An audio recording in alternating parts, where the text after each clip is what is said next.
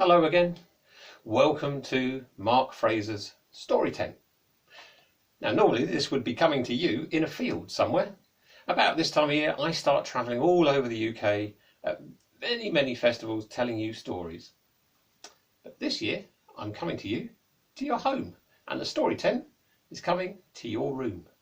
And I am going to tell you another story. I've told you a story about a party far to the north. I've told you a story about three giants. And today I'm going to tell you a very special story. This is one of my favourites. I heard this story told by a gentleman called Donald Nelson. Donald is one of the finest Scottish storytellers that I've had the good fortune to meet. I heard this story in a field in Cambridge, and I loved it so much I have to share it. And I'm sharing this story with you in the hope that you will share this story with other people too. Now this story is about three kippers. Kippers are fish. They're smoked and they are very tasty indeed. Now once upon a time, in a village, in a forest, there lived a little old lady. Now the little old lady lived on her own in a house at the very end of the village. And she lived on her own with her cat. Now if you've got a pet and you live on your own, or sometimes you don't have to live on your own, you will talk to the pet. You could talk to the cat, you might talk to a dog, you might talk to a gerbil, a goldfish, a rabbit, you might have a pet stick and talk to that instead. This little old lady had a cat and she liked to chat with the cat. And when she chatted to the cat would always answer with a meow. Now the little old lady was quite happy living on her own with her cat. Once a week she did treat herself. She would go through the village to the market and she would buy herself three fish. Three kippers. Every Friday night she would have her treat of three kippers cooked over a fire at the bottom of the chimney, and then she would give the bones to the cat, and the cat would always say meow. Now in the village, all the villagers, as villagers do, like to gossip. Oh, they would gossip about anything. They would gossip about the trees, they would gossip about other villagers, they would gossip about other villages, they would gossip about anything, the weather, shops, who's got a nice garden, who hasn't got a nice garden. They would gossip and gossip and gossip. And most of this gossiping took place in the local pub. Now in the pub, the villagers would say, that little old lady that lives at the end of the village, she's rich. She has got £10,000 hidden under her bed. Other villagers would say, that little old lady that lives at the end of the village, she's a witch. She talks to the cat. I know, I've heard her. And other villagers who weren't content with just gossiping about one thing would say, that little old lady that lives at the end of the village, she's a witch. She talks to a cat and she's rich. She's got £10,000 under her bed. And they would gossip and gossip and gossip. Now one day, on a Friday lunchtime, in the pub, everybody was gossiping. And in the corner were three very bad men. One was really short, one was really tall, and one was very fat, and he only had one eye. They were robbers.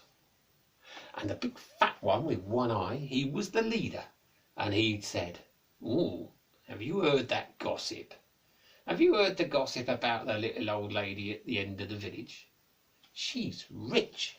She's got £10,000 hidden under her bed. We are gonna go and rob the little old lady." The little short robber said, "But she might be a witch." And the very tall one said, "We don't believe in witches." And the robber with one eye said, "No, we don't. Let's do it tonight." And so that night, the three robbers, they went to the end of the village and they hid behind the trees. And they waited, and they waited, and they waited. And then, as it was getting towards evening, the big fat robber with one eye, he said to the little one, he said, "You, go and rob the little old lady." And so, the little robber, he crept out from behind the tree. He crept and tiptoed across the lawn. And when he got to the drain pipe, he looked up and he climbed up. He got to the roof and he walked across the roof. And when he got to the chimney, he put one little leg in, he put another little leg in, and he started to squeeze himself down the chimney. When he was halfway down, the little old lady, she was at the bottom of the chimney. And she had the fire going, and she had her pan out, her frying pan. And she said to the cat, she said, "Oh, it's Friday night. I've been looking forward to this treat." And she said loudly, she said, "Right, I'm going to take the first one. I'm going to put him in the pan. I am going to cook him. I am going to eat him. And then I am going to give the bones to you, the cat, and you are going to say, meow." Halfway down the chimney, the little robber heard this. He said, "See what? She's going to put me in a pan. She's going to put me over the fire. She's going to cook me. She's going to eat me. And she's going to give my bones to the cat. Oh, I'm lying around here." And he shoved himself back up the chimney. And he ran across the roof. And then he slid down the drain pipe. And he ran off. Behind the tree, the big fat robber with one eye, he said, "What's happened to him? Why has he taken so long?" He said, "Right," he said, "you." And he nudged the big tall one. He said, "You, go and rob the little old lady." So the very tall robber, he strode out from behind the tree, and in long strides he went across the lawn. And when he got to the drain pipe, he climbed up very quickly. And he walked across the roof. And when he got to the chimney, he put one long leg in, he put another long leg in, and he started to squeeze himself down the chimney.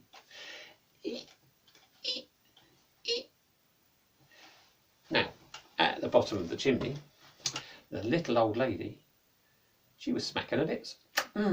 She said, "That first one was very tasty. Bit small, but very tasty. I'm going to try this one next. I'm going to take the second one and I'm going to put him in the pan. I'm going to put him over the fire. I am going to cook him. I'm going to eat him. And then I'm going to give the bones to my cat. And the cat is going to say, meow." Halfway down the chimney, the tall robber stopped. "What?" he said. "She's eaten the first one. Now she's going to put me in the pan. She's going to put me over the fire. She's going to cook me. She's going to eat me. What? And then she's going to give the bones to the cat. And the cat is going to say, meow. I'm not hanging around here." And he climbed back up the chimney. And he ran across the roof. And he slid down the drain pipe. And he ran off. Behind the tree, the big fat robber with one eye, he looked at his watch. "Oh," he said, "if you want something done, you got to do it yourself. Right? I will rob the little old lady."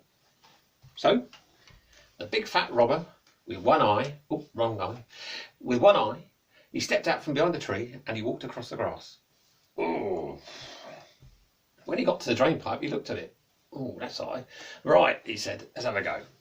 And so he rolled up his sleeves and he started to climb. It was very difficult because he was quite fat. When he got to the top, he was puffed out. "Oh dear," he said. "Right, where's that chimney?" And he walked across the roof. This isn't easy," he said. When he got to the chimney, he looked and he said, "Right," and he put one big fat leg in, and then he put another big fat leg in, and then he started to squeeze his big fat bottom down the chimney.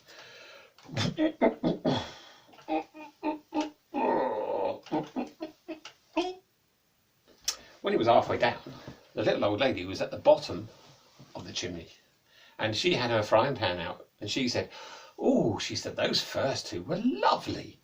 She said, "But now I've been saving this one to last because this is the fattest and it's only got one eye, but I don't care. I'm going to put him in the pan. I am going to put him over the fire. I am going to cook him. I am going to eat him. And then I am going to give the bones to the cat. And the cat is going to say, meow. Halfway down the chimney, the big fat robber with one eye stopped. What? She's eaten the other two. She really enjoyed them. Now she knows I'm fat and I've got one eye and she's going to put me in a pan. She's going to put me over the fire. She's going to cook me. She's going to eat me and give my bones to the cat. And that cat is going to say, meow. I'm not hanging around here. He said, right. And he shoved himself back up the chimney. And he came out with a pop. Pop. And he ran across the roof. Ooh. And he slid down the chimney. When he got to the bottom, he ran off. In the house, the little old lady, she'd finished the kippers. She said, oh, I do enjoy my Friday evening treat, she said to the cat. And the cat said, meow, as it finished off the bones. And she continued to live in her house quite happily, talking to her cat on her own. But in the village, in the pub, people still gossiped.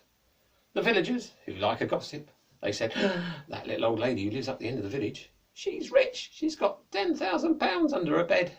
And other people said, that little old lady that lives up the end of the village, she's a witch, talks to a cat. I've heard it. And other villagers said, that little old lady who lives up the end of the village, she's not only rich, she's got £10,000 under her bed, she is a witch because I've heard her talk to a cat. And they gossiped and gossiped and gossiped and gossiped. And the reality was, it was none of that. It was just a little old lady who liked to live on her own with a cat and have kippers for tea on Fridays. And that is the story of Three Kippers. And that is a wonderful story. Thank you, Donald. I really enjoy that story. And I hope you enjoyed it too. And I hope you share that with your friends and your family. Now I will be back again to tell you more stories during the week. I have a special story for you that I will put out on Wednesday. It's called The Puka. In the meantime, keep watching online. There is the World Storytelling Cafe.